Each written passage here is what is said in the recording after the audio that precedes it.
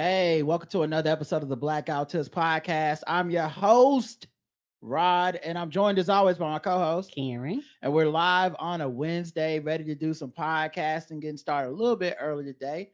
But I said, why not? Okay, let's go ahead and rip the Band-Aid off this thing. The official weapon of the show is phone chair, and the unofficial sport, bullet ball. And bullet ball, extreme. Did you have any banter today? I was actually prepared today. Yay! What? Okay, well, let me go find some banter music.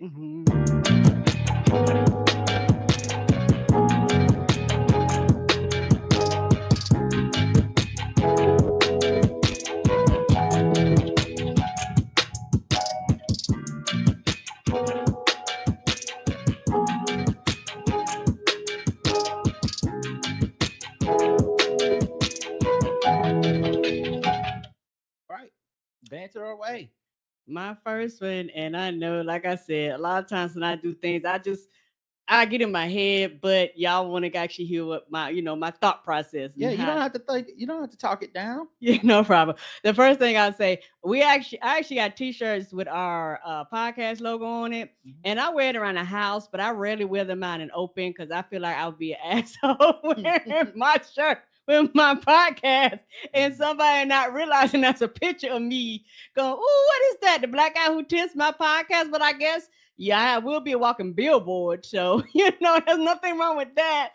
But that was just something that was on my mind. Yeah, I don't wear mine out much either. I like to wear them when we do a podcast and it's like celebrating like the Blackout Tips Day or something. Right. But it does feel it's very self-referential. And then also because I'm an introvert, I don't really want to talk to the people about it.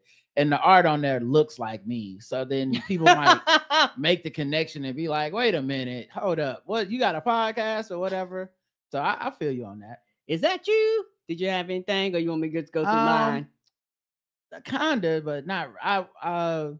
I worked out today with the trainer because can't do Friday, obviously. One, it was later in the day, so normally we work out at like 8 something in the morning. I hate it, but I do it. I show up every day. I do all the stuff she asked, but working out a little bit later in the morning, like 10 o'clock or so, I felt like I have more energy and stuff. It's also probably just generally working out and doing the right stuff. And I took yesterday off, so I just felt like I had a lot more energy. And but my knee has been getting sore because I've been the last couple of weeks. I've just been doing a lot of squats and deadlifts and trap bar stuff and just all this stuff where you have to bend your knees, pick something up, right? Or bend your knees, go down and come back up. And so I told her, and she was just like, don't worry, we'll just do arm stuff this week. And so we did all the arm stuff, and I just appreciated her, adjusting it for me, because I think, talking to a friend this week, it's just one of those things where you want to train, at least for me, I don't want a trainer that try to break me. Yeah, and I've seen that. That's a lot of people's fear, is they're going to get them a trainer and the trainer's going to push through it. This is weakness talking or whatever. And I don't think, probably not most of them are like that, was my guess. I think we're adults. And if you tell another adult, like, I'm paying you money, I'm doing the stuff you say. But if I tell you like my knee's hurting, I would hope that they would have a reaction my trainer had, which was like, all right, we'll just switch the arms, give you a week off of the. We'll adjust accordingly. We'll lighten the load, like whatever it takes to continue to get you to do it, type of thing. And like you said, it's also one of the things, the false narrative with social media, because you see shit on social media, you're like, I'm not doing that bullshit. And as somebody who has went to one of them hits class and was just like, the fuck is this? I was so confused. Why are you yelling at me? I can't squat like this. And I was like, kiss my ass. And Roger, remember that for about a week, I barely move. I was like, why would you do this? Well, that's less of a trainer and more just like a exercise class that, a lot of those boot camp type style classes are really designed to like really whip people that's either already in the shape, okay, like keep them in shape. It's really challenging you're not alone in that, but I think a personal trainer shouldn't be trying to break you. That's true. Unless that's something you tell them you want up front. Right. And so she also was like, y'all, you should talk about it on the podcast. You can probably inspire people and stuff. And I was like, some people have already told me that stuff. I'm not really trying necessarily to inspire people. I'm really just kind of doing this for me. But I'm not gonna push back people that, if people write in, hey, listen to y'all talk about these things is reminding me to do these things, or hey, this is a thing I'm already doing, or whatever. Like, I don't mind the same way I wouldn't mind when we were talking about delicious meals. If someone was wrote in and said, hey, I ate there too, I'm not gonna be like, shut the fuck up. Like, so I don't mind it, but it's not necessarily the reason I'm sharing it. But right. Yeah, it was it was a good time, and good workout and all that stuff. And yeah, that's it for my thing. I'm glad. Also, I really love 1-800-Flowers. I know some people have had good experiences and bad experiences, but I like 1-800-Flowers. And I wish, most of the time, timing doesn't matter, but I wish for certain events that happen at a certain time, you could be like, hey, I want y'all, and you could upcharge me. I'm the upcharge girl. You could be like, hey, we'll take an extra few dollars to guarantee that it's here by this time or by this time. Because, a lot of times we do it, the window is wide. The window is like, if it's this, we'll deliver from 8 a.m. to 8 p.m. Like, that's a wide ass window. Well, also because it's very hard, right? Like, that's true. So much unforeseen stuff could happen. Flour shortage, wreck in the van gets in a wreck, whatever. And so guaranteeing like a shorter and shorter window probably at some point becomes kind of tedious. It's like how Amazon does this all the time, where they'll be like, it'll be here by 3, and it don't get there till 8 or 9. And I'm like, I never get mad, but I'm thinking to myself, like, I'm glad I wasn't dependent on it being here by 3, because I would have been fucked or whatever. And I get that there's a ton of things that can happen. Right. But yeah, I definitely wonder. I feel like if you got a local personal delivery service, you probably could figure something out like that. But something like 1-800-Flowers that is national, maybe even international, they're probably a lot less prone to want to commit to something that they definitely can't guarantee, especially when so much of their sales is around holidays, meaning high demand and low chance of like personalization. That is true. And depending on what you order through them, some of their stuff you can be like, hey, do it through a local florist. So some of that stuff I know is coming. So florist, but you could have also called the local florist, right? Because I don't get to pick the florist, right? And then they might have something where they're like, yes, we can do that, right? Because they're like, we're doing this in house. We're not going through X amount. Like, we don't have this bigger thing when we might have like maybe, let's say, 5 of our own internal orders, but we have 50 orders for the day, and the bulk of them might be 1-800-Flowers. Like, so yeah, they were like, well, our 5 orders that we have, if that person said they wanted about 3, we could do that because we only got 5 of them bitches. So that's kind of different. So yeah, that makes sense.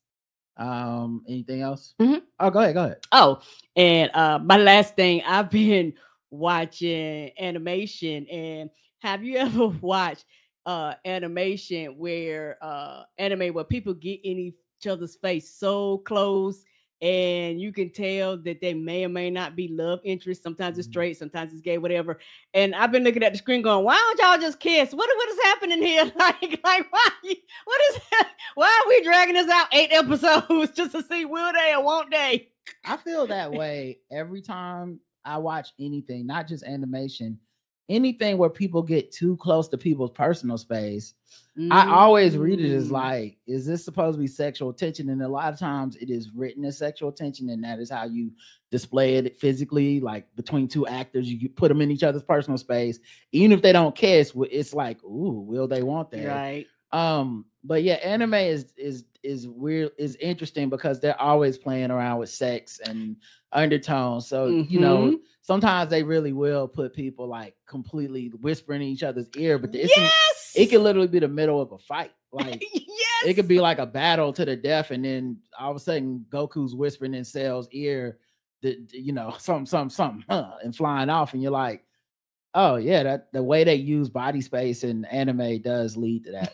Yeah, sometimes it can be it could be very, very confusing, because the thing is, lately I've been on an anime trip. So I've been actually really just enjoying and watching all kinds and all types of animation. And I've been looking online, and they'll have like, the animes with the best action scenes, fight scenes. So I'll be saving those and kind of going through and checking out some of those animations. And so that will really make me think about that. And some of them I just find randomly on Crunchyroll and or Netflix. I do have a question. I was trying to watch, and I think you did it. I don't know if it moved Bleach, the original Bleach, because I wanted to catch up and go back to the beginning and actually catch up, but I couldn't find it on Crunchyroll. I don't. It was on Hulu when I watched it. Okay, Hulu. Okay, that's I why don't know if it's still over there, but I think Bleach and the new Bleach is on Hulu. Okay, that's why I couldn't find it on the other ones. Okay, but I did find. I didn't know this, but Netflix did a Bleach live action. Yeah, I saw that. I refuse to watch it. I started watching it. I was like, well, I guess it wasn't too bad, but it doesn't beat the animation.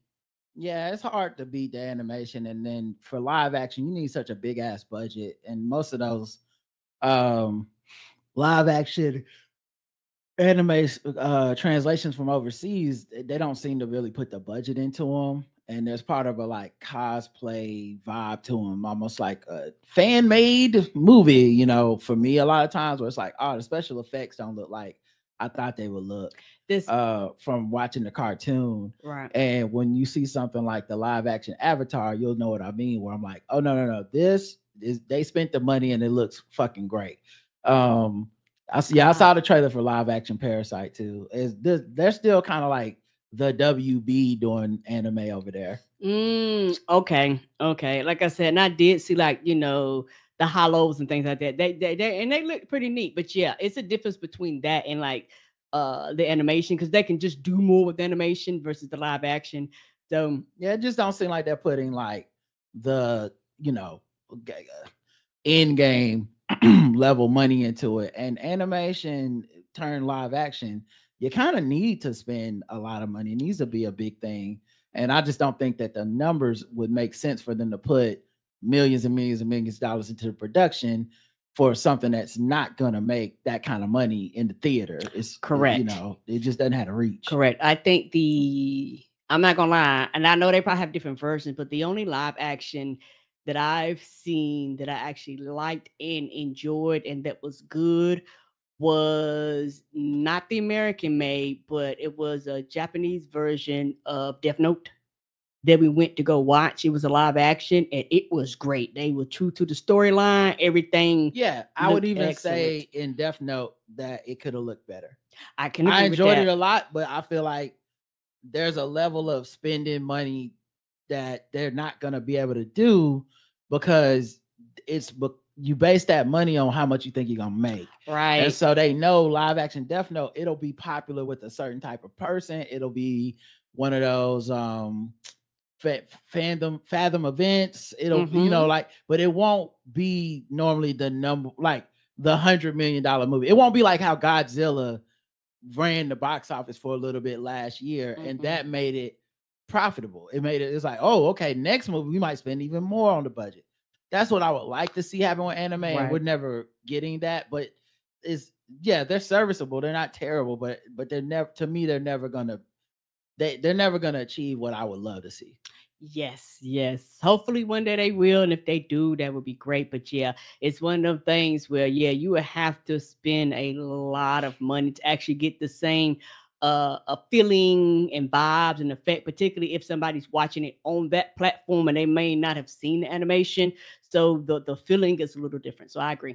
Yeah, and it's almost always better than the American version anyway. So yes, whatever America tries to do, anime or translate a Japanese classic or something, it's normally don't work at all because they like to Americanize shit.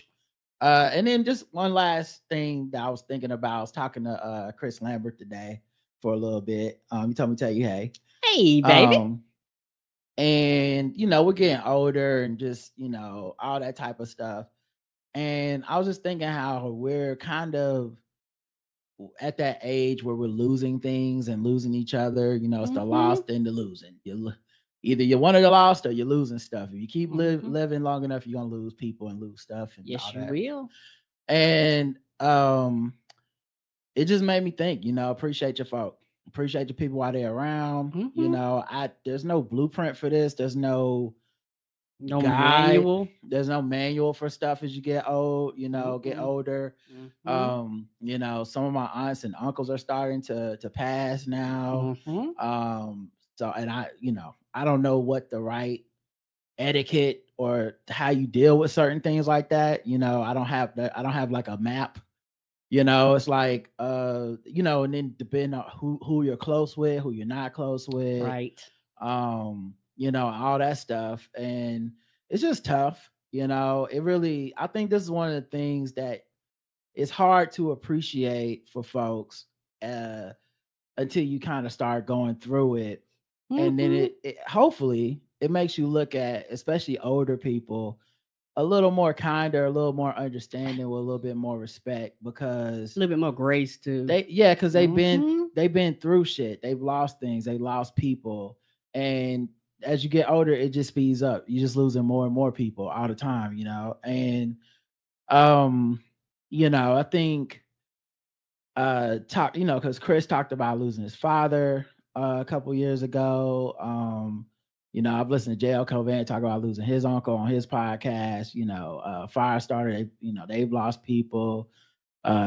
Nick Jew talked about her father. Like, all this stuff is just happening, and it definitely gives you a different perspective on a lot of stuff. And it's such a cliche, but it is true about appreciating people while they're here, and appreciating the people that are still here, appreciating the people that you do got. Because of that stuff. And just like I said, the etiquette of it, I have no idea. Like, when do you go to visit this person? When do you go to do this? What funeral do you go to? Which one do you not? I don't fucking know. You know what I mean? Like, and people deal with grief and mourning and just the process in various different ways. Some people handle it well, some people don't. Some people have, good coping mechanisms, some people don't. So it kind of varies per person. And because I'm not like a church person, so church stuff is already kind of like not my thing in the first place. But at the same time, like, when my grandma passed, you want to acknowledge your family, right, and the gathering that it is, and what that means to everybody. And just, I was close with my grandma in that, we talked and stuff. So it's just kind of interesting to be there now, because it's like, I don't know why, but in my mind, and it's like everything as you get older, in your mind, when you're a kid, the adults have all the answers and they obviously know the right stuff to do. That's what you think. And blah, blah, blah. And you just think, and then when I'm an adult, I'll know all the answers and know everything and know the right stuff to do and say and how to feel. And at the end of the day, it's like, nah, you still just kind of out here. Yes. You still winging it like everybody else. Yeah. And when do you take the day off of work, and when do you come into work? Some people work through shit. Some people don't. Some people should stay home and they don't. Some people stay home and it drives them crazy and they wish they had gone out and did something. Some people want to think about it and kind of stew in it. Some people want to be distracted and not think about it at all. It's just, I never know. And I guess it varies per person, but I think as an adult, not having this roadmap, you almost feel like you want a set of instructions or something, like go do this, and then you're like, oh, okay, that's the right step to take, as opposed to like individually trying to fill it out. Yeah, because even with that, you're still gonna have people go read the manual, go fuck that manual. But there are gonna be some people that go, okay, I might not follow the instructions, but at least I got an idea on what to expect. I think that's what church gives a lot of people is, I agree, is some steps. Like, okay, then you go to this function, and then this function, and this function, and then that is the tradition, and that will, then we move on. As opposed to, me, where I'm just like, I don't necessarily like or go to church, so it's not necessarily like the steps for me, or I haven't found solace in those steps in that way. But it's just, I think a lot of people going through it, and I don't know. It's just one of those things where I think is, and maybe that's the part that sucks, is it maybe you get better with practice. Yeah. Maybe, you know, and I hate to say that, because as you lose, that practice is losing more people and going through this over and over and stuff. And I mean, those are your only choices. You either go through this over and over, or you're not here and they're going through it for you. So it's just, you know, it was just something I was thinking about, being our age and this, you know, kind of being our season of losing, you know, losing stuff. Yeah, and also I think that for a just mean a lot of people, like I said, they deal with it different ways, they process it in different ways. And when you're younger, parents and older people tell you things like, children take for granted when your parents go, I might not always be here. You go, whatever, because the thing about when you're young, time ticks so fucking slow. Like when you're younger, I can't comprehend this. Is like time, you look up and you be like, I'm 5. Why is 5 taking forever? I'm 10. Why is 10 taking forever? I'm a teenager. This is taking forever. And I don't know what the age, but once you cross a certain age, it's like every year it just blinks. It just blinks. And it's like the time just ticks quicker. I don't know if it's a mental thing or what, but the time just moves faster. And like you said, it's one of those things where a loss is part of just life as you get older. And so I was talking about grace, because the thing about some people, when they get older, they've lost so much. Some older people get very angry and get very bitter. And some older people don't want to get close to people because they don't want to lose anybody else. And so sometimes you might run into older people where they have these walls and these barriers and stuff. But a lot of that stuff ain't there for no reason. A lot of them is like, hey, I've been through enough loss. Like, I don't want to bring you in my life, invite you here. And then next thing I know, you're gone. Yeah, I think also it makes you appreciate the strength and resilience of people, because, that's a hell of a thing to live through, and to go on every day. And I don't think you necessarily ever stop missing people. I know, I know I don't, but you do kind of, in a way, get used to them not being there. Yes. So I think maybe that's the thing, and the only thing that can make that process go is time. Like, you can't will yourself into it, you can't think past it, you can't make it happen. You just have to go through this process. And it's just interesting to think about. I don't, because I never know what to say or do in those situations. I feel like someone would pop up and be like, it's like when someone loses somebody, and then you can literally go on their Facebook post and it'll auto-populate the words. You can literally, it'll be like, sorry for your loss, or rest in peace or something. You're like, it's auto-populated on the internet, but in real life, you gotta use your words. And it's like, what are the words to be using in this situation? Yeah, and something I realized, particularly with the loss of my mom, is that somebody said it's like a circle. And when somebody first passed, that circle is full, and the circle kind of encompasses everything in it. But as time goes on, that circle expands, and the energy is still there, but it's a little bit smaller. And so that's kind of how I do it. I go, and that's time. As time passes, it doesn't mean these things don't bother you. It's just you've learned how to expand your life around it a little bit more, because initially it can be all consuming, where you kind of think about it all the time. And I know for me, and I was kind of talking to your mom, and she really helped me get through the process, where one day I'll be fine and next day I'm crying all day, where I'll be fine for 3 weeks and then next day a song or something, and you just boo-hooing and you're just like, am I losing it? And that's a part of that grief process. But also I've learned that that's okay. I think we live in a society that does not allow you to feel emotions. We live in a society that tells you emotions are weak. Things such as empathy and crying and sympathy, things such as feeling something other than anger or madness, or excitement. Society tells you there's something wrong with that, but it's not. It's human to feel these things. And society has told people not to sit in their emotions and not to go through the emotion. Because if you go through the emotion, you'll learn something about yourself. You have a better understanding. And also, once you get to the other side, you learn how to adapt and adjust. So if these things were to happen again, you have tools. But I think because society tells you, if something makes you feel uncomfortable, fuck it. If something don't make you feel right, fuck it. If something makes you feel sad, get out, get away from it, get out of it. And the end, in my opinion, the end result of that are all these angry niggas online and all these angry people on social media, because there are things that are happening in their lives that they have not processed, be it death, be it divorce, be it losing a friend. Because I've realized this is just me.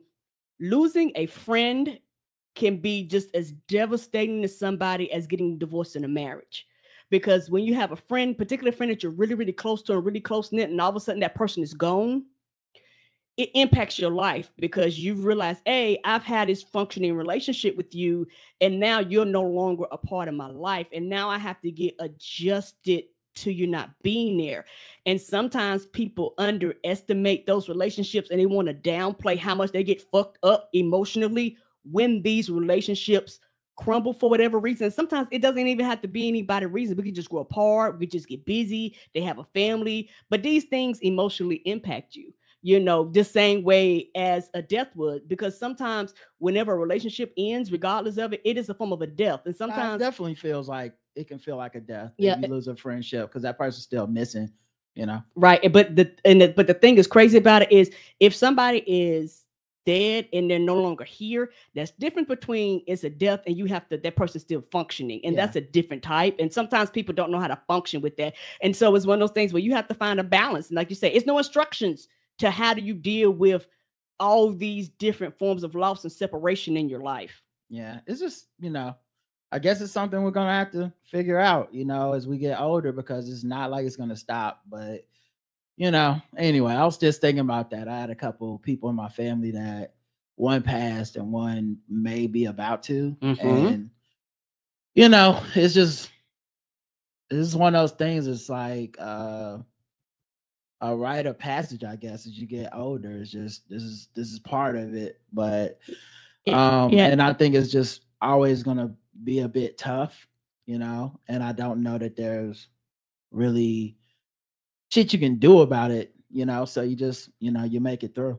Yeah. And I remember when I was younger, and my mama still has this, I used to think it was very odd and strange, but the older I got, the more I understand and respected it. My mama has like this thing that's like full of like obituaries and stuff that she's kept over the years, and a lot of it is friends and families and things like that, and she keeps it, and periodically she'll just look through it and just to remember that person. And for some people they actually need that process. Some people don't though, but some people they actually need that process. That's something that older people have a tendency to do, and you're looking like, why you got 8,500 obituaries, but it doesn't bother me anymore because the older I get, I go, oh, I understand you. Even if you never go back and look at the obituary again, it's just to have that memory there of that person. Yeah, that makes sense. Well, all right. You ready to get into the show stuff? Let's go. Let's do it. All right, then.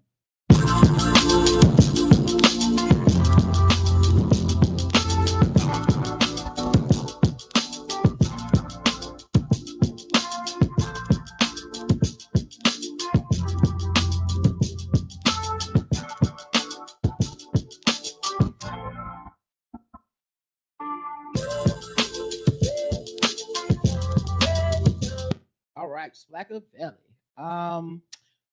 Ohio wants to replace driving instructors with an app.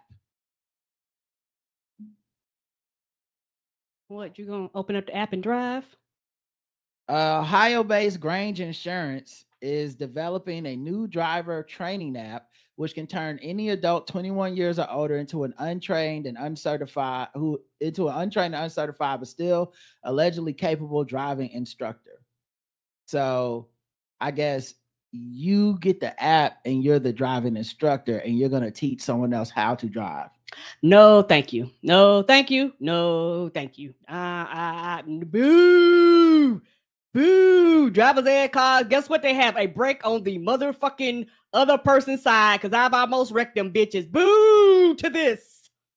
Yeah, so there's two bills, House Bill 425 and House Bill 218, sponsored by who cares? The two identical bills would allow an eligible adult 21 or over to act in lieu of a driving trainer instructor while using the authorized electronic device or application. Child boo, these people have went to school. They actually know the laws. You ain't gonna kill me. Don't let people go, I teach you how to swim. No, you can't, bitch. You can't teach me how to swim.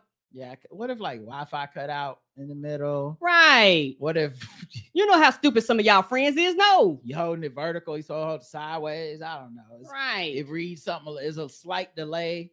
It's like, oh no, you're supposed to stop at stop signs. Oh shit. Ohio driver's education system hasn't been updated in 25 years. And if you're ever driven in through the state, that seems to check out. With driving standards seemingly falling extremely short in every state in the nation, Ohio drivers are similarly inattentive. And many blatant and flagrantly flaunt the existing road laws they did commit to memory. Reducing the standards for driving education will only serve to increase the danger on our roadways. Mm-hmm. While it seems imperative that Ohio driving education receives a series of updates and moves to incorporate technology and better standards, this doesn't seem to be the right way to go about it. And what frustrates this thing that fucking frustrates me, there is a place for technology, but there are some things technology just cannot replace. It can't replace. You know what you need to do? Update your databases. Like that's what the technology shit need to be. You need to make it where if I'm renewing, I can renew at a kiosk. Like that's where the technology needs to be, not for the physical driving on the road. You actually need instructors that are trained, know what the fuck they doing, actually know the laws. In my mind, I just keep picturing someone's gonna get the app and not even have a driving instructor. They're just gonna try to use the app to teach themselves. I feel like that's the worst case scenario that's gonna come to pass. Is I thought I could. So now you're looking at your phone or tablet and while driving, knowing you can't drive. Like, I don't know.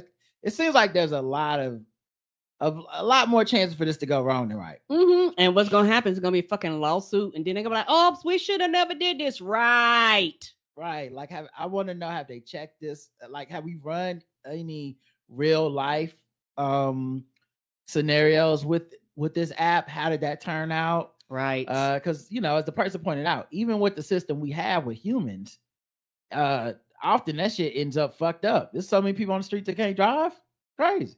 Mm-hmm. Yes. And they actually went through the driver's class.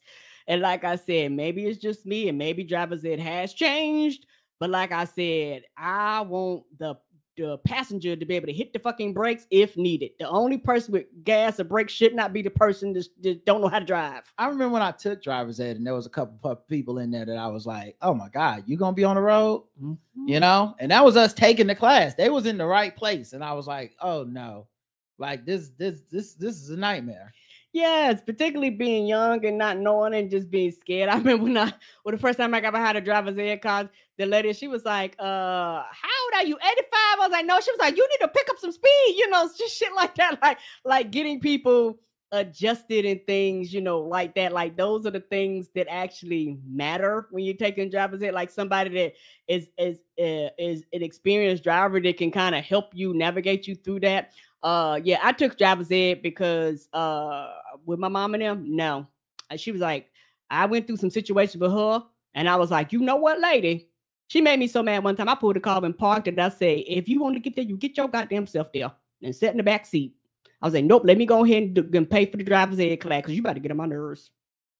Gen Z is facing early midlife crisis due to social media, U.S. Surgeon General warns.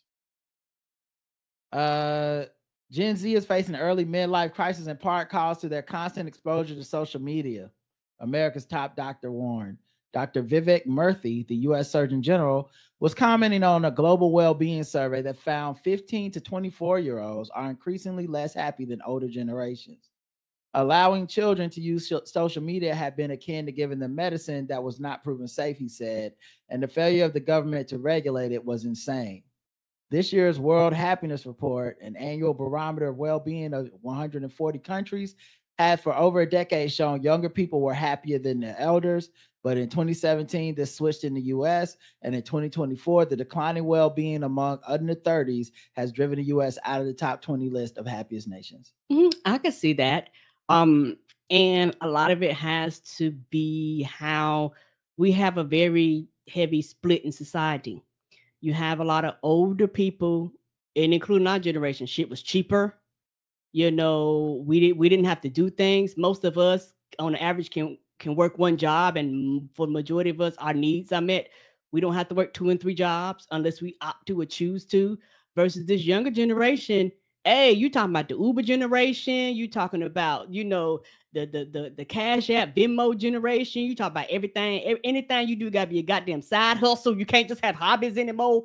You talking about like, bitch, I got to work 3 jobs, else I can't make my rent generation. Like, it is a big difference, and it's very, in my opinion, it's very insulting to shit on the children. Like, the cost of everything hadn't fucking gone up, but their pay has decreased and hadn't kept up with inflation, and then point the fingers at them like they're the problem. Well, I don't know what's happening. I don't know. Can y'all hear me? 1 2 1 2. There you All go. Right. I don't know if I'm just putting a new mic in here next time. Anyway, I don't know if it's like a blame thing that's happening with this article. It's just more like this is the state of the world. But what I think is also interesting is exposure to social media. We talk about this all the time. I think it does depress us. We don't have regulations, which regulations that we should have had. Like, right. And I remember when this stuff came out, like all the other fucking technology, you had people that was like, hey, y'all need regulations for this. Just don't allow people to do this. They're like, oh, we'll be all right. And then shit get fucked up and everybody gets sued. And they're like, yeah, we should have regulations. Yes, with all this tech bro shit, because y'all are just trying to make money, venture capitalists, and have people, you know, fundraise and shit like this. You actually don't care about the social implications of the bullshit you're doing until society says you need to stop. Yeah, and the freedom of speech stuff really seems to come up whenever there's just like some ridiculousness, but the freedom of speech stuff ends up being misused because we're not talking about private companies, we're talking about the government. And people start looking at social media like a government institution as opposed to a private company controlled situation where they should be able to pick what they will and won't platform. Right. We end up with lawsuits and everything in our in our court system. Meanwhile, kids are allowed to get on there and they're seeing all this shit. Like if you got a kid that got a Twitter account, there's really nothing to stop them from seeing whatever Elon Musk and them say is fine to put on there or don't regulate. And I think also all of us, not just the kids, we know so much more about the world in a way that I don't think is necessarily healthy. It's not that it's stuff we're doing things about. It's just stuff we know. We now know, the death toll in every war. We now know if someone was sexually assaulted in another country and the police didn't do anything about it. We now know those things as opposed to before the internet, before social media. Most of us kind of lived in like our community and what we knew in the city and what we maybe knew on the national news that night. But now we instantaneously know a lot of stuff, a lot of opinions, a lot of attention. The things that do go viral typically are things that make people mad or piss people off or misinformation or whatever. It's a lot of arguing. And yeah, if you're 15 to 24, that is important, those numbers, because to me, that's not, you were talking about the money and stuff, and I think it's true, but 15, you're not even really worried about money yet. Yeah. So like you haven't really developed your skills. Yeah. That's just, you're not really able to be a kid. People talk about wanting their kids to be kids and be innocent, but at this point, it's like, can your kid be a kid if they're not on social media? Like, does that make them the weird kid? Because I'm sure the other kids are on it. And if they're not the weird kid or whatever, like, how much are they affected by, their friends being the ones to tell them like, oh, did you see this happen? Yeah, and that happened. Kids talk. Because I feel like you know all the sad shit right away. Who died, who's in jail, what crime was committed. Stuff now, politics that, not that kids shouldn't be politically informed, but I think we can all agree there's a certain age where you weren't thinking about that shit so actively. and it's so depressing to think about. But imagine being like 13 thinking about climate change as opposed to 18 or whatever. So it's just, I don't know, it just made me think. I wonder about all that stuff. So yeah, they said among under 30s, the U.S. was ranked 62nd for happiness, below Mexico. Why Mexico in it? Mexico like that. Why am I in it? Like they said that like Mexico ain't shit. Like even Mexico doing better than us, and they got the cartels. While this is not yet the case in Western Europe, the gap has narrowed, and the same historic shift is expected to follow in a coming year or two. So it's not just America. It was once a well-established nation that kids start out happier before they slide down the U-curve towards a midlife crisis before it picks up again, said Professor Jan Emmanuel Deneve. To think that in some parts of the world, children are already experiencing the equivalent of a midlife crisis demands immediate policy action. And meanwhile, any move to regulate social media or curb kids being on it is going to be met with a lot of pushback. They don't even like the idea of getting rid of TikTok or making TikTok sell to some US, people with some, I guess that the United States would trust more than China. People are already mad about that. They're on the side of like, I don't care what y'all say. China ain't spying on us, so their information ain't. I don't know why they shouldn't be able to have my information. It's like, yeah, so that's just TikTok. If so, they said we're gonna shut down social media for certain age groups, that ain't happening here, Jack. Because people, like I said, it boils down to people are addicted, and you will not take their crack. Yeah, Blacker Valley. The hell's wrong with you? I told you I was gonna make it my catchphrase. Our homes are too clean and should be seeded with germs, says researcher. Germs is everywhere anyway. What do you mean too clean? Introducing good bacteria into your home may help prevent your children from developing childhood illnesses like asthma, researchers said.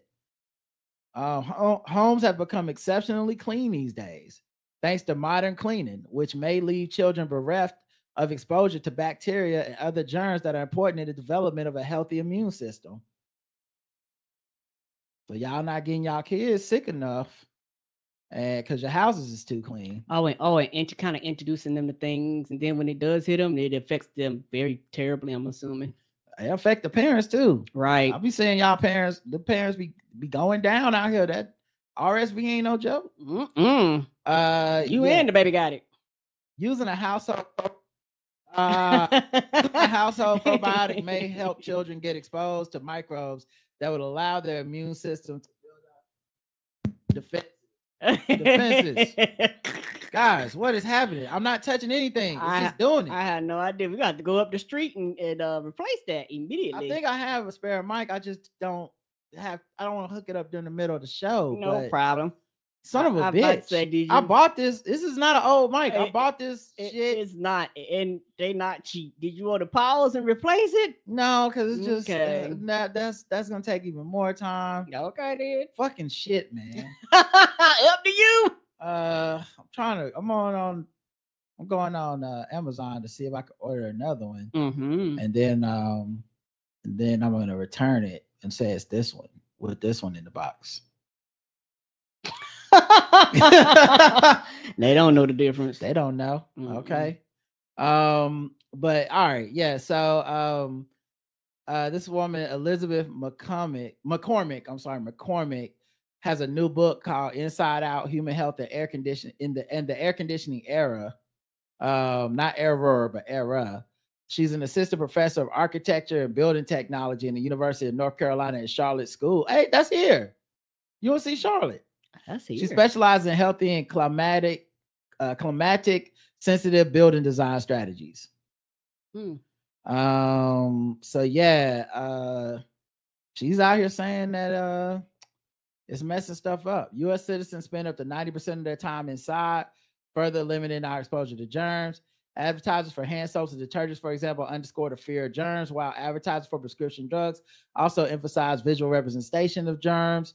Ultimately, the realization that disease could be spread through human transmission, not environmental conditions, induced a culture of excessive cleanliness and urban germophobia. That and COVID. Like you have to throw COVID in there too. I think a lot of people have PTSD from COVID, and they are like, nope, don't want no germs. Don't you come over here. I'm always wearing masks. Like some people kind of became like that, because there's like, I get around people spread germs, I get sick. So no, thank you. Yeah, I think you can't. Yeah, you're right. You can't divorce it from the COVID shit. That's for sure. I think a lot of people learned more about germs. Yes. During the COVID stuff, because I not that people were, not that like people were just out here 100% wilding all the time. But I do think they started thinking about, hey, these actions I'm doing. Well, I think people learned like, oh, that's how germs are transmitted. Like I think people, someone sneeze or cough on you, and then I think COVID, we all got like a complete third grade preschool like tutorials, like pictures, and it was, if you sneeze and then you wipe your nose, and then you touch a doorknob, and then a doorknob, the person comes in after that. Everyone that touches that doorknob touches the fruit and the produce section, and we was home washing fruit, dog. We was scared as fuck. Yeah, which is something that they show children all the time, but as an adult, you don't really think about it, or you forget it. You're like, okay. But it's always been true in your office place. They call it a flu season for a reason. We weren't washing groceries. No, we weren't washing groceries till COVID. So it's different. So yeah, basically, without this exposure, the immune system may become overly sensitive and prone to reacting to harmless substances such as pollen or certain foods, leading to allergies. Additionally, the hypothesis suggests that certain infections during childhood may help suppress the development of autoimmune diseases by keeping the immune system appropriately balanced. So, now it sounds like it's a hypothesis, meaning this ain't right confirmed yet. So it's just her theories. But man, those are some interesting theories. And to an extent, I can kind of understand it, because one of the things where they're like, hey, if you keep it too clean, like super duper duper clean, if anything comes in here that disrupts it, everybody goes down. Right. Versus, you can slowly introduce them to just regular ass shit, and they might get a tickle in their throat or maybe a cough for a day, and then they could keep functioning. Versus, something happened all of a sudden, pollen, and then the whole household down for 3 weeks because the baby done got sick. Lawmakers proposed legislation to ban first cousin marriages in Tennessee. A bill filed in the state legislature would prohibit. That mean people were doing it so much they was like, hey, somebody make a law. Well, that's my thing. Is it a lot of people doing it or not? It's probably not a lot, because I feel like they only pass laws like this when there's not a lot of people. Because if it was like, say, even a 10% of the population in Tennessee, the politicians would be scared to lose those votes. You don't want the first cousin coalition, the first cousin coalition to come out there. That lobby group. Representative Darren Jernigan, who's a Democrat from Old Hickory, introduced bill. That sounds something country. HB 2041 in the House. Senator Jeff Yarborough, Democrat Nashville, introduced Bill SB 1917 for consideration in the Senate. So it's a coordinated effort. Basically, it is the bill states Tennessee Code annotated section 36-3-101 is amended by deleting the language "nor child of a grandparent" and substituting "nor the lineal descendant of a grandparent." Action on the bill was deferred Tuesday in the Senate Judiciary Committee on Wednesday. The bill was also deferred in the House Children and Family Affairs Subcommittee to next Tuesday. It will take effect immediately when becoming law if it wins. So, man, I just wonder if they're like, are they solving this problem? Are they anticipating some first cousin marriages? Are they? I don't know. Is it a menace and we just don't talk about it? Right. Like some underground shit that we just don't know. Do they realize people are having less kids and now they're worried everybody's going to be first cousins in a generation? I hope not. Don't know. Let's hope not. Jonathan Major's ex-girlfriend sues actor for defamation, assault, and battery. So it is not over. She is alleging 2 more previously undisclosed instances of physical abuse prior to his arrest. Yeah, I mean, this is why I know people was mad, and I just wasn't. When I said, yeah, I can see Marvel just need to get out of this. You know, and I know, but Kang is so important. Not really. Not really. And I read the comic books. He all right, but it's definitely not worth all the bad publicity, because the assumption is that, oh, you get a verdict in the trial and that's he's back to life, back to normal, everything's fine. It's like, yeah, I don't know. And that trial was just about that one incident. But, you know, once again, some of the other testimony that was allowed in there, it sounded like it happened more than once. And once you know that, I don't know how you just feel comfortable being like, well, we sticking beside him like we Megan Good. Right. But yeah, she detailed more instances where he allegedly physically abused her during their nearly 2-year relationship. The professional dancer and movement coach filed suit in the Southern District of New York on Tuesday, claiming Majors has consistently engaged in an escalating pattern of abusive behavior towards women since as early as 2013. That's crazy, because like his pattern of abuse to her would have only been through that relationship, which was the last like 2 years, and lasted. It was like started after he was with Marvel. She pulling up shit from 2013. Like, that's wild. She's like, and there's other women too, possibly. It takes the true bravery to hold someone with this level of power and acclaim accountable. Bravery that graced. Oh, that's what her. Okay, that's just her attorney statement saying, you know, of course, that's what they would say. So yeah, the date for his sentencing has been moved to April 8th. Few more weeks. Yeah, after his legal team filed a last-minute motion for the judge to overturn the verdict. But you know, we know about that civil suit that he lost. But once again, that civil suit was over that one incident, you know. So I don't know what this lawsuit's gonna be about. If it's gonna be like a thing where you just pay, or it's like a money judgment or criminal, or what, I don't know. You know, have no idea. The other one was criminal, and you know, we'll see what the punishment is, but I think no one's expecting him to go to jail. But man, if there's more shit, you know, so yeah, that's just wild. All right, let's see. That's Baller, European restaurant to offer first 5-star meal in space for $495,000 per person.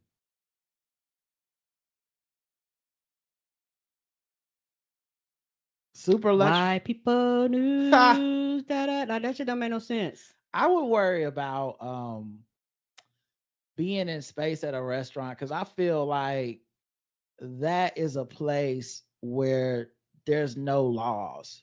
I feel like it's like being in international waters, but worse. We're in space, and you really could get up there, and next thing you know, it turns into something. Yeah. Next thing you know, you fucking aliens. Get out of here, people. No, thank you. Yeah, like yeah, it turned into the motherfucking plot from The Menu and shit. And you like, I don't have even if I survive this and get back to Earth, there's no laws up here. They'd be like, right. Well, murder laws only cover the Earth.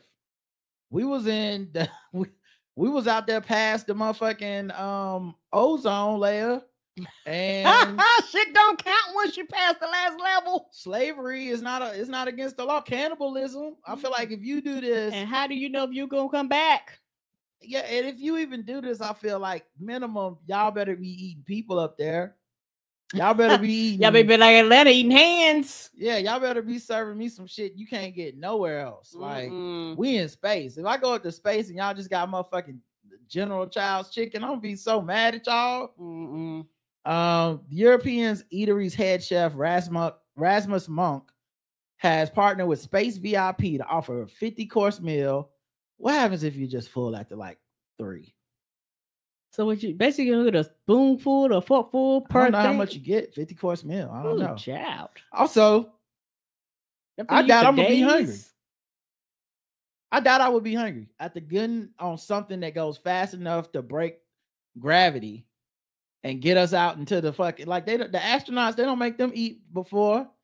That don't make sense. They like, you gonna throw up all over the place. I don't know. That seems terrible. There are already 10,000 people on the waiting list to get a reservation. Keep in mind, I told y'all $495,000 $10,000, almost $500,000 a person. There are already 10,000 people on the waiting list to get a reservation. And we have people starving right here on the regular ass planet. Guests will get an opportunity to experience gorgeous views from 100,000 feet above sea level while sporting custom spacewear designed by Ogier. The meal will so it'll be flossing in space? I guess. The meal will Can you stream up there too? I don't know. Or you're going to be out of Wi-Fi, you know, up satellite too far. Nobody can hear you stream in space. Apparently not. The meal will be pre-prepped on land and heated up when the ship reaches destination. So now they just microwaving shit in space with microwaves. Because they don't know how to cook in space yet. They ain't figured that piece out. Right. What? In addition to the 5-star meal, travelers will have a mini kitchen and Wi-Fi available to board. First of all, why does no one should have a mini kitchen? Okay, in space. Because we all need to be eating dried food like the astronauts. What the fuck? That's not what they advertise on NASA, and I feel like that's irresponsible. A glob of water gonna get stuck in some wiring, and now we all fucking plummeting our devs. Right, because somebody gonna fuck with some shit. They ain't got no business. Y'all, we gonna have to get trained prior to going up to space. Also, mini kitchen and Wi-Fi, which makes me think someone's gonna be up in space on Wi-Fi, scrolling TikTok. Mm-hmm. You're gonna be in space with the most beautiful blue planet underneath you, the ability to tell Kyrie Irving, hey, it's not flat, and you're gonna be watching. Listen, Linda, listen. In space, just laughing up a storm. Mm-mm. I also do I get to know who else is coming? Because I feel like it's gonna be the kind of people that can come are gonna not be the kind of people I want to kick it with anyway. Mm-mm. Like, oh, you sitting next to Elon Musk? Fuck. I know I shouldn't have paid. It's too late to get my $495,000 back. Nope. We're aware that it's an expensive first journey, but this is, after all, the first launch with these foods experiences on board. First of all, it's an expensive second journey. It's an expensive 90th journey. $500,000 is $500,000. All right. The proceeds will go towards a positive cause. What? What does that mean? First of all, why isn't all the money going towards whatever it costs to put this on? Right. Like, are y'all renting the ship? Is it free? Like, I feel like money should be going towards safely launching shit into space. Going towards fuel for this bitch. Yeah, like NASA don't be like, and some of the money going to charity. They be like, no, it's going to not another Challenger, nigga. This is a lot. This is a very serious thing we are doing. Right. We have spent decades trying to figure this shit out. Yeah, they making it sound like, oh, we're gonna give the money to Goodwill. What? They said it will go to Space Prize, an organization pushing for women's equality in space and science sector. Is Sean King putting this on? Can we be honest? Is this a Sean King space flight? Sean King Productions. Be honest, because it's not making sense that what private corporate luxury thing like this goes, and the money's going to women in space, guys. Okay. So it's not really even about us. If you won't pay the $500,000, just know that you're hurting women. Okay. I don't think that's how that works. It's unclear what is on the menu. I'm gonna need to see the menu. Unclear what's on the menu. I'm gonna need to see the menu before we take off, buddy. I'm sorry, but you get me up there and hand me a motherfucking taco supreme. We're all going back to Earth, but not at the right way. We're going right back. Like, turn this thing around. You turn. I need to know what's on that menu. Though Monk and Alchemist promise food inspired by space, it's unclear when the first mission will take off. By space, what you're gonna have fucking moon rocks.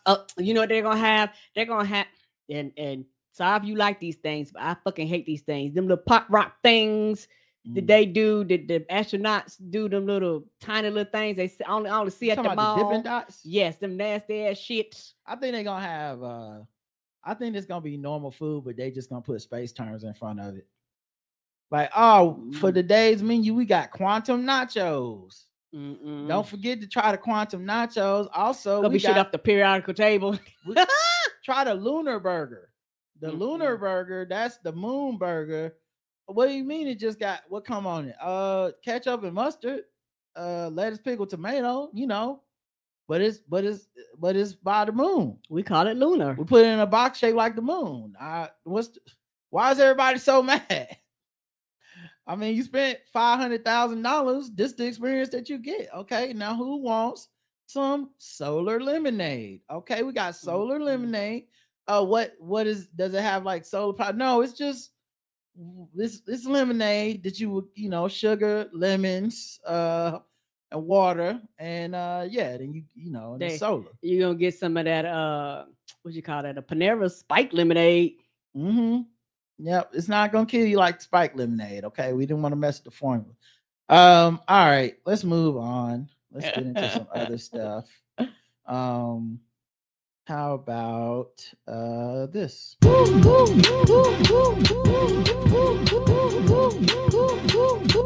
News.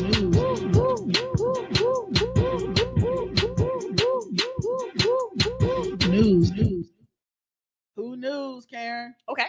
Warby Parker and Teepublic connect for Shawnee eyewear collection.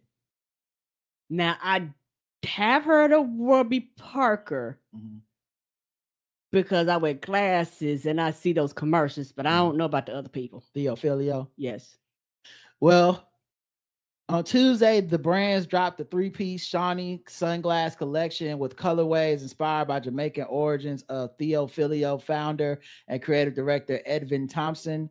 The drop features intermixed tones in lemon drop shade and sorrel, all available for $145 US. Can we see it? I'm pulling it up right now so you can see it. Thank you. Transport yourself, Warby Parker and Teepublic. Yeah, I have no idea who that person is. I think Teepublic is a brand, not a person. Yeah, my bad. No, it's okay. I didn't know that one either. Because I'm about to say it sound like a person. I was like, Lucky cancels remainder of Canada tour dates after not showing up to Calgary gig. Oh, he just decided I ain't making no money, so I'm not showing up. Now, do you know who Lucky is? Child, only Lucky I know is Lucky Charms. I don't know who that is. All right. This is Lucky. He's a rapper, I believe. He had to cancel several of his gigs because he failed to show up at the last gig. The lifestyle brazy rapper was set to perform at Grey Eagle Casino, but didn't show up.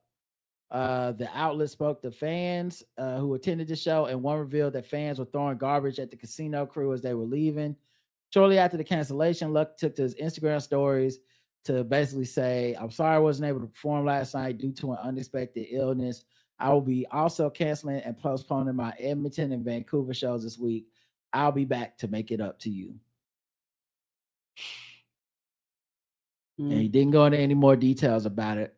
I wonder, this is what used to happen when people used to like have shit with drugs. When we was coming up, they would be like, "Oh, Bobby Brown passed out from exhaustion and canceled his tour." And you're like, "What happened?" And it's like, rehab happened, but I don't know this kid, so I don't know what it is. I hope that's just it. And people are actually there and they're ready and they're prepared. Like not like you canceled it prior to people showing up, and you probably had to deal with that for a while because you're going to have people consistently streaming in, not realizing that it's been canceled. All right, well, that's it for Who News. I knew 1 out of 3. Karen kind of knew something.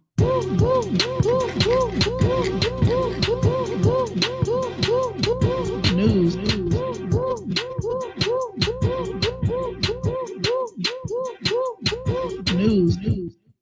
That's better than my normal average, which is nobody. Yep. That's true. All right, well, let's try to get into some other news. White people do. Excited to the barbecue. We might be problematic. We're little bit that's so really harsh on a fragile things. White people do. All right, white people news time. All right. Breaking news. Mm-hmm. 3 London clinic workers are being investigated for allegedly trying to access Kate Middleton's medical records after she and King Charles were both treated there. What? They've all believed to have been suspended. The trio also worked on the prestigious private hospital where Princess of Wales had abdominal surgery earlier this year, and where King Charles was treated for an enlarged prostate before being diagnosed with cancer. The Princess of Wales is believed to have been told about the potential data breach. The King's private medical information was not affected. They didn't care about Charles.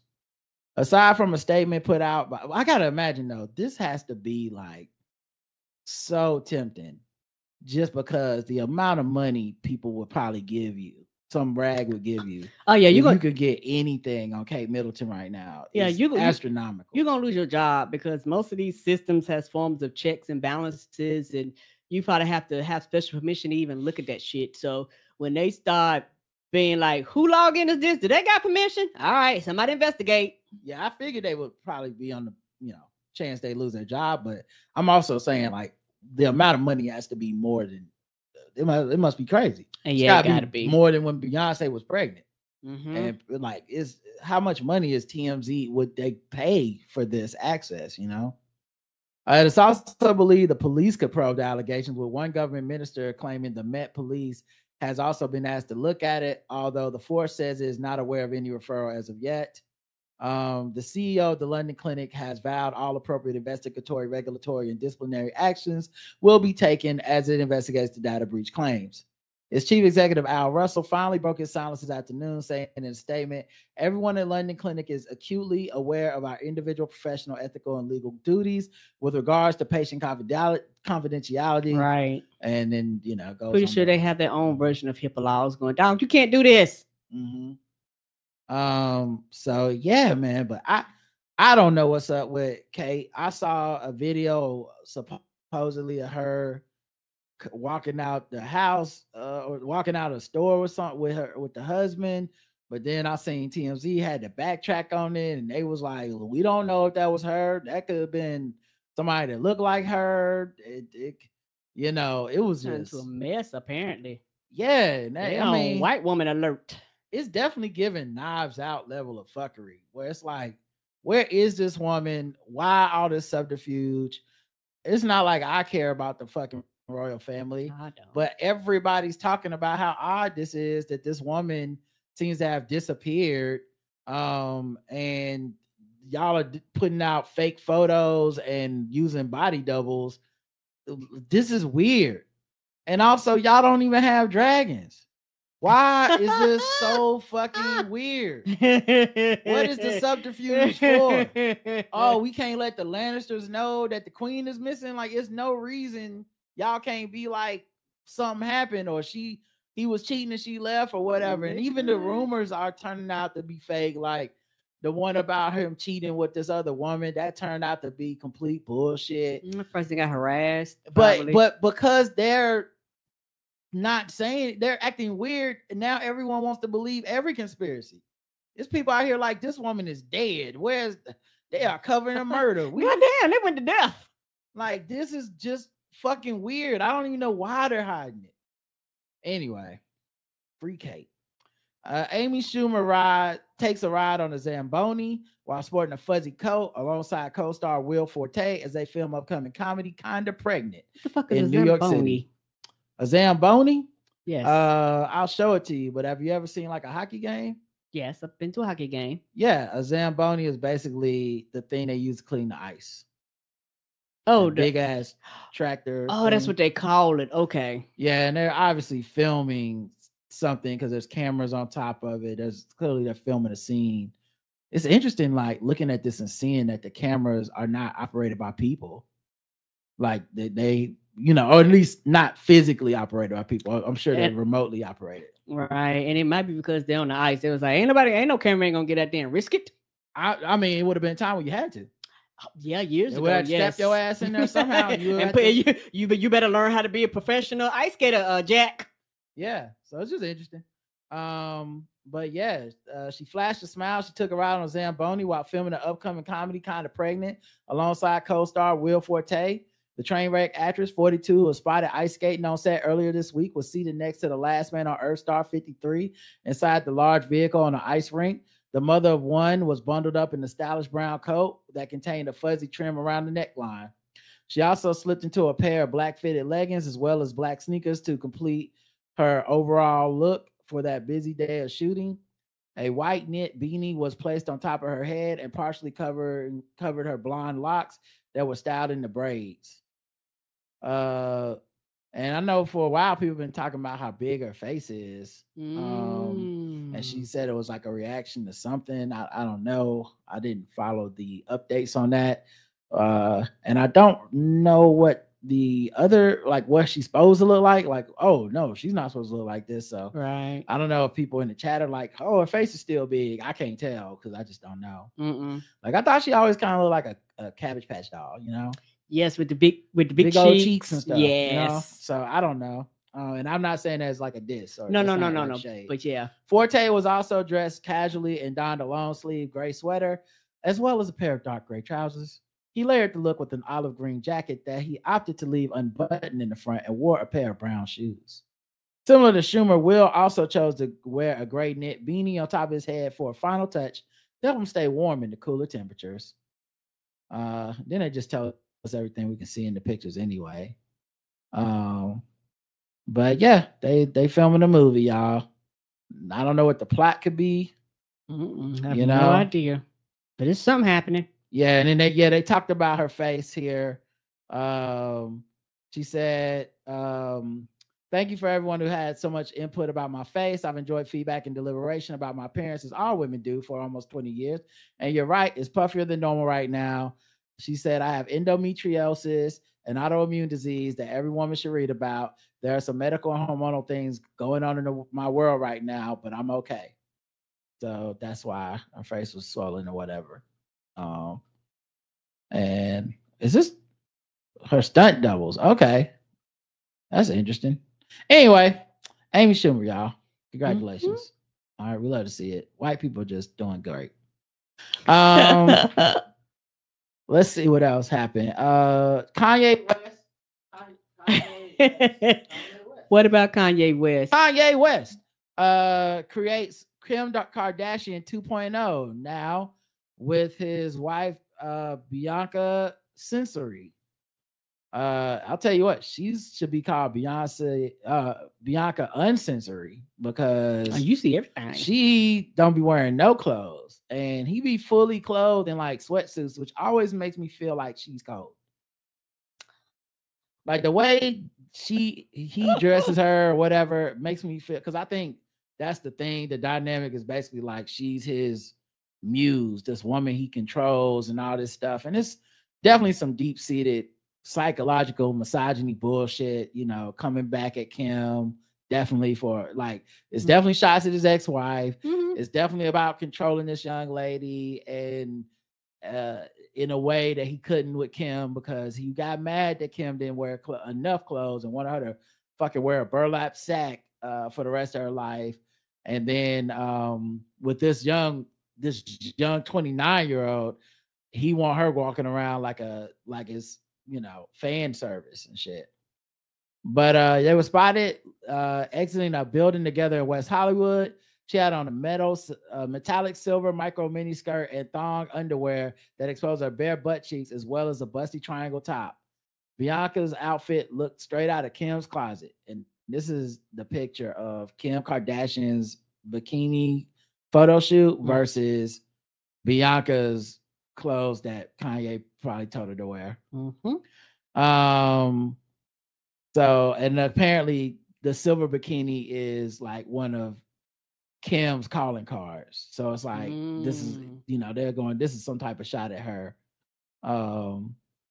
Bianca strolled the pavement and she looked like she's strolling on the stroll. She do look like she's actually on the stroll. Like, yeah, I'm out here for business. Yes. It's so wild thinking that this is the guy that was using religion as all, and does still from time to time use religious stuff as his reasoning for whatever. And it's like, this is your wife. this is what you want us to think about. This is what you want us to see. So I'll chalk it up to just, mental health shit. And because he won't take care of it, we'll never know what is like just his straight up, I'm an asshole, this is just how I am. And what is his, this makes sense to me. And we're like, it don't make sense to me. Like, but I haven't seen him do a lot of, well, no, that's wrong. I've seen videos of him having like outlash at people and shit recently. So I don't know. But yeah, there you go, guys. She's looking cold, and it's just, look at him in every picture. Look at all these clothes he got on. This is crazy. Oh yeah, he's full of clothes. What temperature is it there? I'm expecting to see like the heat come out of her breath or other places. Like she really looked like hookers at the point sitting next to this car. If you told me if that dude was like talking over some smooth jazz, yes, like, Bianca strolls down the pole, I would believe you. I'll be like, yeah, that makes sense. Complete sense. I'm sucking dick right now. Let me call you back. That will make 100% sense. Let's see. TJ Holmes cried. Amy Roback compared herself to Liz Taylor in their first live podcast. So they gone live. I guess maybe they're doing it in front of people. Shit. Oh, so they're doing it in front of a live audience, and that like, okay. They hosted their first live Amy and TJ podcast at Soho House on Thursday night, where they had a fireside chat-like appearance in front of their fans. Amy opened up by joking how she hadn't been in a room with bright lights in a year and a half. They're live. Of course, we remember what happened with the cheating, allegedly. Needless to say, not them putting the exes. A new picture of the exes in the article walking down the street smiling with each other. I gotta show y'all this. Hey, they really making the most of it now. They getting kind of petty. Look how hard they smiling. They are smiling like, yeah, he digged me down, girl. Yep. I can't believe you moved on for this, for TJ. But yeah, on Thursday, Holmes' daughter with Phoebe was in the room. He started crying at the mention of his children and divorce, according to the source. TJ also described how he felt like everyone hated them, and Amy felt like Cersei in Game of Thrones. Child, you was not Cersei's. Cersei. Yeah. And whenever Roback appeared to feel discomfort, TJ reached out for her arm, the source revealed. So smarmy. Roback was also frank about previous marriages and compared herself to Elizabeth Taylor because of failed marriages. TJ, she said she's halfway there, and Amy said to buckle up. The source concluded Taylor, of course, was married 8 times to 7 men. A rep for the couple did not comment by deadline. I am mostly shocked. I am shocked that they are continuing to do that podcast, and the podcast is really just about their relationship. Yeah, they ain't talking about nothing else. I am shocked. They just didn't do a fucking pop culture podcast. It would be great. They have the muscles, they have the personalities, they're practiced at it. And also, how much can you mine your relationship specifically? You can only milk that, but so far. And it's for public, it's for entertainment and content. No one should be consuming your relationship for content like that. Like where every day is, oh, let me tell you, this morning Karen made pancakes and I was so upset because it reminded me of my ex-wife's pancakes. Isn't that right, honey? It's like, it's one of those shows. And I can't believe if you would have told me that show was still going and they were still talking about this shit, I would have said, I don't think so, guys. They're smarter than that. But damn, I would just be on there talking about some other shit if I was them. But ain't that the truth? Let's see. What else we got here? Richard Simmons had a weird thing where he made a long Twitter thread saying that he was dying. Please don't be sad, I'm dying. Or I can see your faces now. The truth is we're all dying every day we live. We are getting closer to our death. And then he has a long thread about, tell the other one, tell the ones that you love them. All this stuff, advice on health and fitness. And then He later explained because people were like, "Oh my God, you're dying," and he was like, "No, I'm not dying. This is just like a motivational thing I was telling everyone that to just so that we all continue to like embrace life." It said it was a message about saying how we should embrace every day that we have. Sorry for this confusion. But then today he revealed that he had skin cancer, but like he had he like caught it. I think he caught it early or something because he just had like a mark on his skin. Okay. And he didn't say he was dying from it or anything. Right. But man, what the fuck? Richard Simmons, what's going on over there? No idea. Like, hey, maybe not right now, bro. It's crazy out on the streets. We don't need you losing celebrities left and right. We don't need you playing around right now. Mm-mm. Former fitness guru said a doctor had to burn his skin with a small instrument to remove the cancer cells. So I guess he's fine. He's 75, but bro. What? This is worse than when Elmo asked how everybody was doing, bro. Don't. Richard Simmons, we associate you with happy fun shit, bro. We do. You don't gotta play no games. You could have gave us the health advice without the I'm dying shit. We would have still listened. Damn, Rich. I do know that white person. I do know him. Fuck, don't play like that. It's crazy out here. Kate Middleton is missing, and you playing like this. We got body doubles and shit out here tricking us. All right, let's do a lighter white news story. Whiter news story, guys. How about this? Guerrilla yarn bombing puts new spin on Everett Arboretum. That sentence made no sense to me, but you just said. Okay, would you like maybe some pictures will make it make sense? Okay. Well, I can't close that. Guerrilla yarn bombing is basically, many trees in Evergreen Arboretum are still missing their leaves, but several are now wearing sweaters. The nitty gritty, as part of the 60th annual festivities, the Arboretum in North Everett asked fiber students to make sweaters and pom-poms for its trees. Yarn bombing, also known as guerrilla knitting or knitting graffiti, was popularized in 1992 by Canadian artist Janet Morton in Toronto. Of course, Canadian would do it. It's so nice. Through social media, yarn bombing has become a popular way to take over urban environments with cozy graffiti. White people's graffiti, guys. Yeah, the only graffiti that counts. Black people graffiti is just a crime.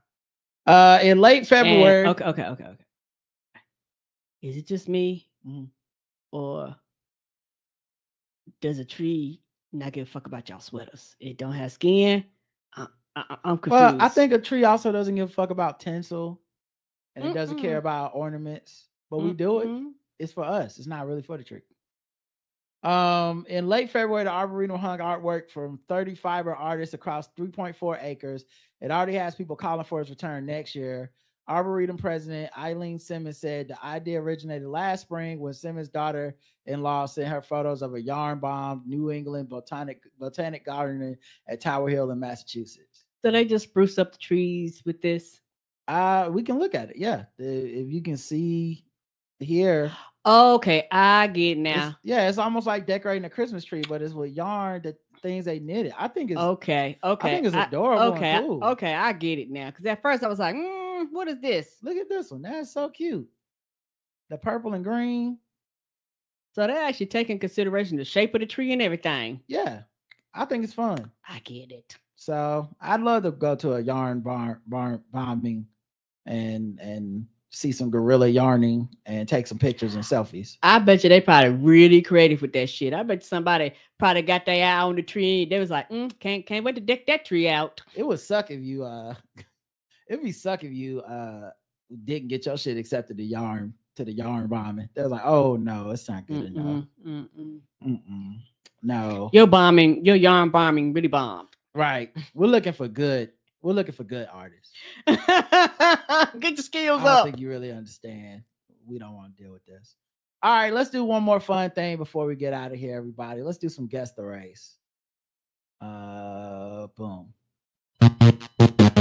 This time for guess the race.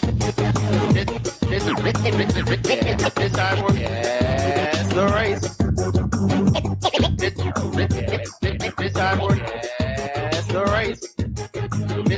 It's time for Guess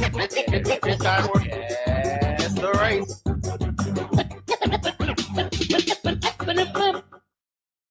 A prankster has been suspended from a $20K a year school after he drenched voters with milk and viral stunt. I'm just a kid. You ruined my life. A young prankster was suspended from his $20,000 a year school amid a weeks-long investigation after he drenched a group of women with milk during their boat ride on January 27th. The 16-year-old unnamed Australian boy was handed a combination of sentence and other punitive action, reparation, apologies, and counseling in wake of the viral stunt, which has been viewed more than 32.6 million times online. Yeah, you're just stupid, and you didn't realize there was going to be real consequences behind it, and people wouldn't gonna think this was a ha ha ha ha prank, and we'll get over it. Mm-hmm. That's what that happened. And the person, okay, I think they're white. Okay. Because only a white person will go be like, you have ruined my career. It's $20,000. They act like they can't go nowhere else and their life is over. You're 16. He uploaded the footage of the vile act under his Instagram account, Giddy No Kitty, as he showed himself dumping milk on top of the four women while they were on a go-boat ride of the Yarra River. One of the pranksters' alleged victims who posted a video just moments after they were struck said the group was celebrating a friend's birthday.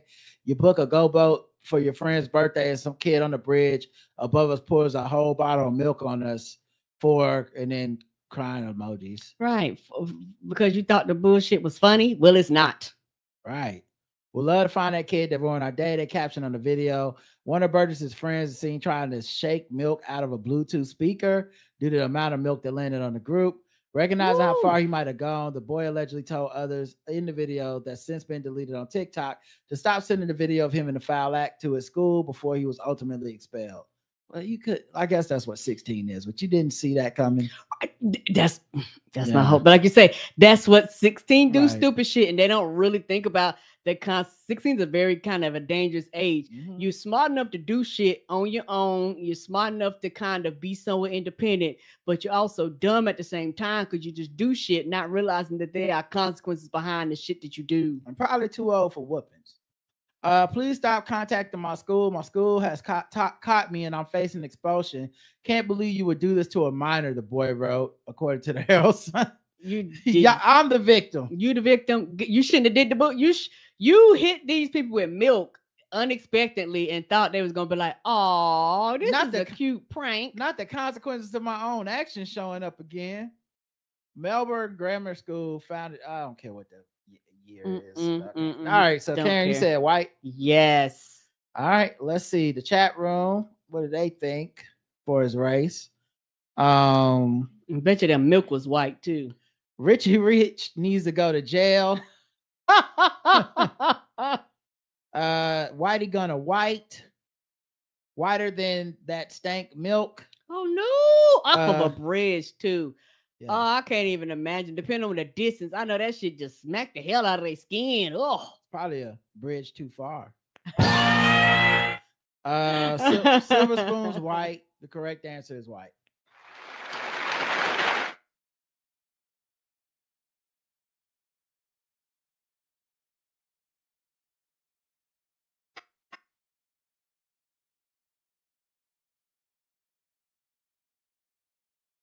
He was combining there's water under the bridge with don't cry for spilled milk. And I think he just misunderstood the whole thing. Well, and that's a pretty far distance. Yeah. He didn't think about any of the consequences behind that. It says milk with the devil emoji next to it. So like you knew you were doing some bad, wrong shit on purpose. Yes. And you thought it was gonna be something you could put online. Y'all could just laugh among your friends, but that shit. The thing about the internet, you just don't know where it's gonna morph into something completely different. Next thing you know, somebody's mama, daddy, parent got it, and the school got it. Mm-hmm. Now you out of school. Mm-hmm. All right, let's go to the next one. An arrest was made Monday after a series of suspicious fires at a business in. Oh wait, can I just play this? Let's find out together. In Comes Company, the hilarious Tony Award-winning Broadway musical. Oh, shit. I was trying. Oh, okay. I just got to the volume. Yeah, I was like, what? I was trying to get to just the news part of it, but they was like, what about Income's company, nigga? Mm-mm. Right. 26-year-old Genesis Hurtado of Chelsea. She is accused of setting fires in these 3 East Boston stores, the latest one happening this morning. I feel kind of nervous. A tense morning at the AutoZone in East Boston where a fire broke out inside the store. We had smoke in the building when we pulled up and a fire in that first aisle right there. Some merchandise, including seat covers, were on fire. Arson investigators were called in. I was putting away merchandise like any other day. And one of my coworkers said that something is burning. No one was injured. An employee used a fire extinguisher. Then Boston firefighters put out the flames. It took me by surprise because what normal person will do that? In the same shopping plaza Saturday night, 2 other suspicious fires. Boston police say a woman went into the CVS and set some diapers on fire. Around the same time, in neighboring Marshalls, a similar report of a woman igniting a pair of pajamas in the back of the store. 3 counts of burning a building and 2 counts of burning personality. 26-year-old Genesis Hurtado of Chelsea in custody, charged with setting the fires in all 3 stores. Officers tracked her down this morning across from the plaza, finding a lighter in her purse. The police report states she admitted to setting the fires. Hurtado is being held overnight to be evaluated by a clinician in the morning. Her defense attorney says she has significant mental health issues, that she was hearing voices. In East Boston, Sarah Conji, W. All right, Karen, guess the race of Genesis Hurtado.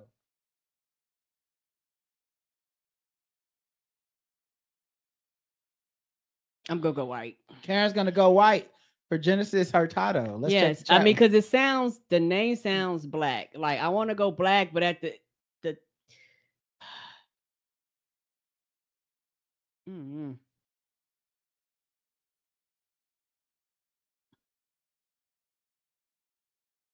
I'll read some guesses. You can Yeah, think about it. go You got ahead. to the buzzer. Mm-hmm. The rent and the diapers are too damn high. Black Latina. They found matches and tequila in her purse. Hispanic. I hear them talking to me. White people. Latina. All right, Karen. Last chance. What's your final answer? The last name is really throwing me off. I'm going to go. I guess white Latina or white. Yeah. The spiciest of whites, Latina. So you're going white or you're going Latina, Karen? I go Latina. All right, you got it right.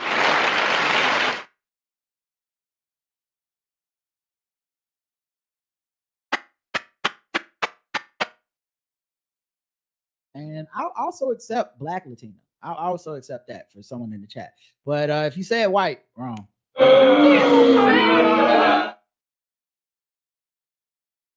They're very upset. And that's her there in court. Just going around burning shit. Oh my goodness. Yeah, I mean, clearly, when I heard what she did, I was like, 2 things stuck out to me. 1, probably a mental health situation. 2, that sound like the Black Powder town. CVS, AutoZone, Marshalls, that close together. I know Shit was that. probably I know within those walking raps. distance, right? Was it TJ Maxx Close by. A Ross. Did you walk by the payday loan place first? You know they did with that long ass line. Everybody trying to cash their checks. Right. The Give Blood place was on the corner, but it was closed. Mm-hmm. The plasma joint. Yeah. Like, come on now. We know that. All right, let's go to the bonus round. Karen, you're 2 for 2. Congratulations, by the way, on being 2 for 2. Boom. What time is it? That bitch was white! I ain't racist. How can I be racist about anybody or anything in my life? How can I? Call them niggers. Just call them niggers. Gold teeth, gold chain wearing, fried chicken and biscuit eating, monkey ate baboon, big thigh, fast running, high jumping, spear chucking, 360-degree basketball. A drunken airline passenger who was barred from a flight for abusing staff mocked the penis size and salaries of cops and screamed as she was hauled away, then peed herself on the terminal floor. The woman who refused to give officers her name was flying from Dallas-Fort Worth Airport to Columbia. She claimed to have had 2 very full vodka tonics and a drink at the airport bar, but was slurring and incoherent for much of the chaotic arrest. The newly released body cam footage began when cops were told of the situation by 3 American Airlines ground staff who alleged she hit them with her phone. First of all, you probably already on a Boeing. So let's just right, and all together, you might not make it. We don't have any time for any games. Everyone sit still in their seats. Breathe like the end. Don't move too hard. Breathe like the end of Harlem Nights when that nigga was stuck in that bank. Yeah, you're gonna have to breathe like that. We on the Boeing. We got time for you to be getting that. No one used the bathroom. We can't put the weight balance off. The wheels gonna fall out. Right? We're gonna lose another door. The pilot in there like, nah, man, just roll the window down and then unlock it from the outside. Hey, y'all playing. I know my plane. Right. It don't need the full. If it say E, it still got another like 25 miles. During this time, she shouted abuse, mocked their salaries, which she speculated were around $60,000, penis-sized sex lives, and screamed about her platinum frequent flyer miles. From what police were able to piece together, the show began that she tried to board the flight. One female staff member said she told the passenger she needed to consolidate her carry-on as she had too many, and she got upset. So I said, okay, just go. When she gets to the door, she starts yelling and swearing, "Are you fucking kidding me?" for unknown reasons. As she was telling the passenger she needed to stop swearing, the captain came off of the plane because some of his paperwork was missing. Okay, that seems like that should be a bigger deal. Right? What? You can get on a plane with some paperwork missing? The pilot got on, was like, shit, I forgot to get a copy of my driver's license. Hold on. Right. Do they even know do they know that was the pilot? Like, where's your pilot's license? Oh, damn. I seem to be. Oh, I'll be right back.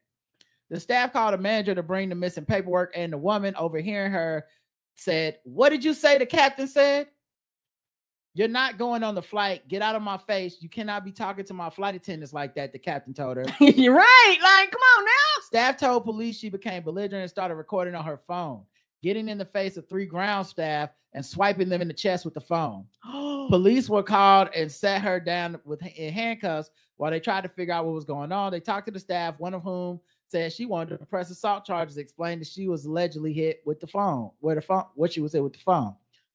Meanwhile, a policewoman tried to get the passenger side of the story, but she mostly said she just wanted to go home and yell, "I have flown for 30 years. I'm a high school graduate. I worked my way out of the darkest hole anyone could imagine.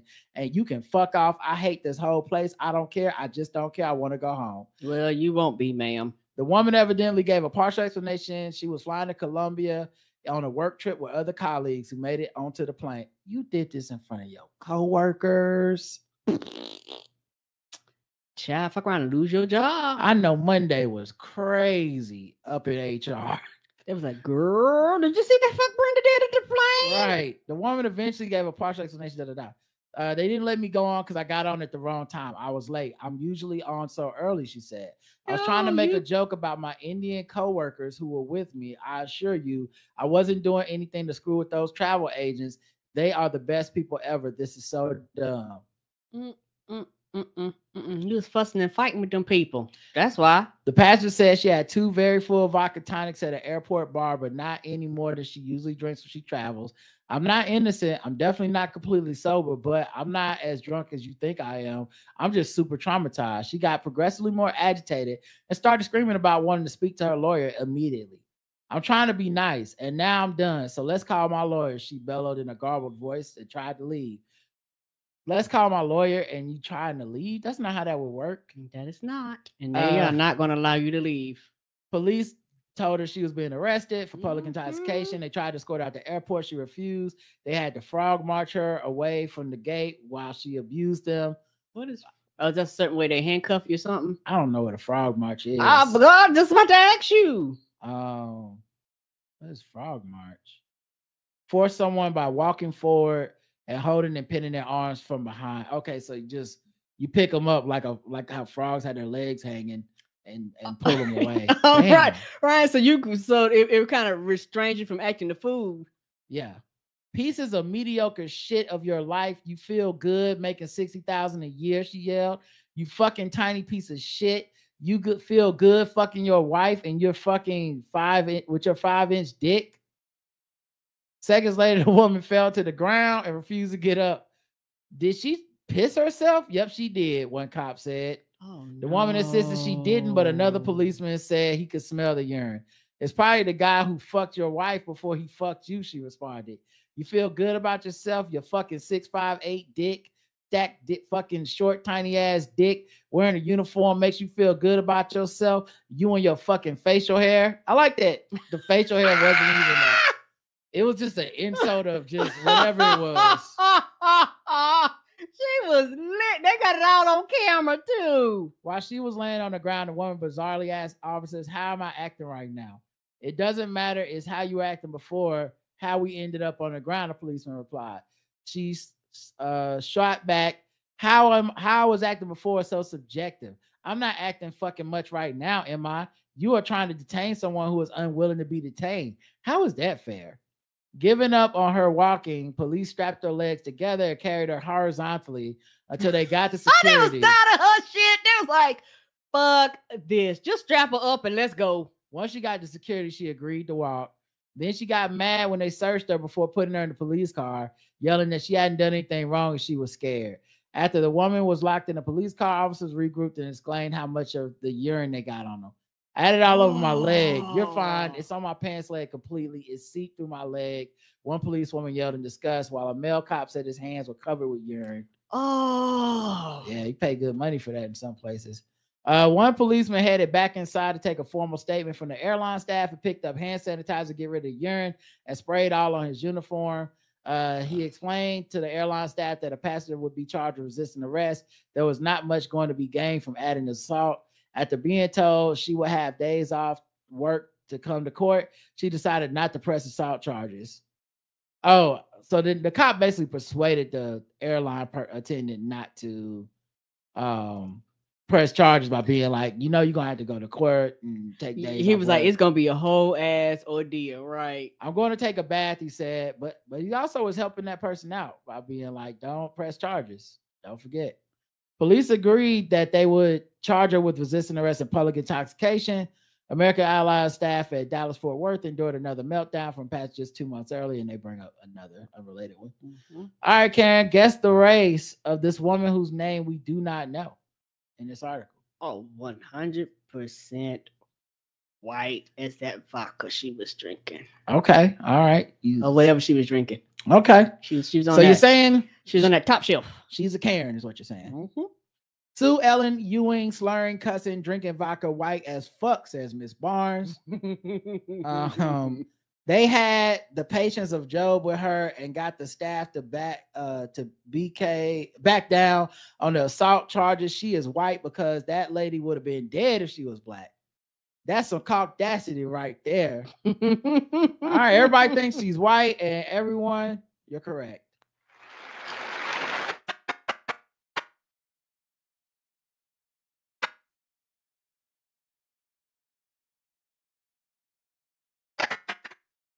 Who got that haircut of the white women that be acting crazy?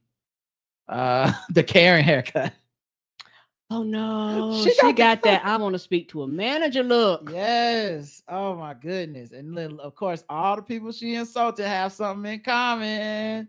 They look black to me. She was going after them black women. Brown people, right. Mm-hmm. Right. She was showing her ass. And the cops trying to get everybody not to press charges is the biggest, like, that's a white lady ever. And yeah, she peed on them. Oh my God. Not enough money in the world. I'm sorry. Yeah, he better be glad he ain't hit the one that was like, well, I'll take the time. Fuck that bitch. Mm-hmm. I know we're supposed to hate the cops, but that's why you call them, because not me. Not me. I'm not touching your pissy ass. Oh, pissed on everybody. If there was no cops around, I'd just be like, I guess she's sitting in the seat. I don't know what we're doing. All right, let's get to the last thing. Let's do some sword ratchetness. Boom.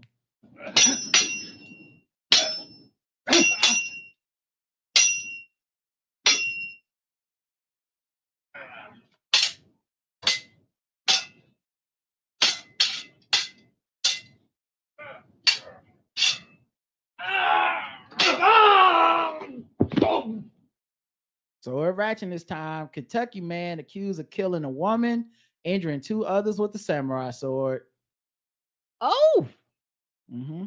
George Greer, 49, admitted to being under the influence of drugs at 7:30 a.m. on Monday. Bright and early. Mm-hmm. Drugs. They don't take no time off. Any time's a good time for drugs. Drugs, the best meal of the day, apparently. He was with 3 other people when officers said there was a fight. He allegedly grabbed a sword and started swinging. He slashed 3 people with 1 woman dying from her injuries. Ooh. Officers said he took a car and ran from the scene. He allegedly broke into a home and stole a car while running from police. Greer's arrest documents said he eventually got the stolen vehicle stuck in mud at a nearby farm. He got out of the vehicle and tried to run away on foot, but authorities eventually caught him. Greer was arrested and charged with murder, attempted murder, burglary, and running from the police. He's currently being held at the Grayson County Jail. Make it easy to keep up to date with stories, blah, blah, blah. So there you go. Be careful. He turned on his 3 homies. All 3 of them. Kill one of them. Oh, ooh. Right. That ain't right. All right, y'all. We'll be back sometime soon. Like I said, soon. Got stuff coming up Thursday. Well, stuff coming out Thursday. Stuff going in Friday. And then we'll see what Saturday feels like. All right, y'all. Until next time, I love you. I love you too. Mwah. Black and Belly. Killing me with that. Bye, everybody.